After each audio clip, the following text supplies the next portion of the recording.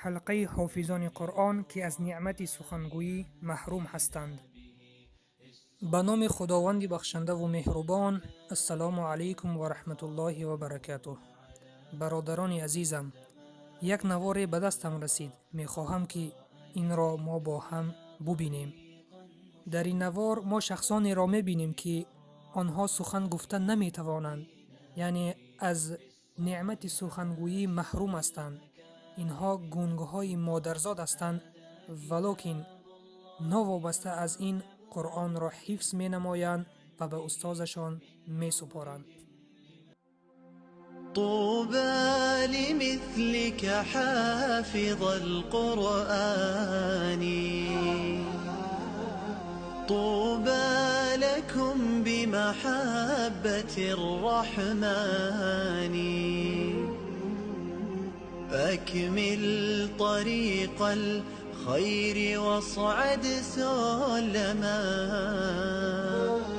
يصدح شداك ببلغة وبيان. أسلك طريق الحق خلف محمد، واقتد حبيب الله في عثمان. تاج الوقار حرزته وملكته، وكتبته بالدر والمرجان. قد عاهد الحفاظ رب صادق عند امتلاء القلب بالفرقان. اصعد وحلق في السماء مرتلا، فلقد حظيت شفاعة القرآن، فلقد حظيت شفاعة القرآن.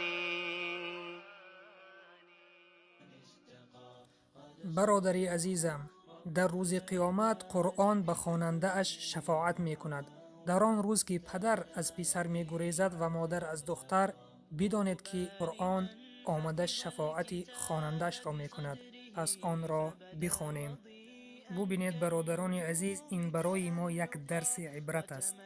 ما باید خداوند را شکرگزار باشیم به این نعمت، به نعمت سخنگویی که خداوند زبان ما را لال نگردانده است و ما باید این شکر را به جای آوریم و کتاب او را، کتاب الله را بخوانیم تا رازگی پروردگار خود را دریابیم و در دنیا و آخرت سربلند باشیم.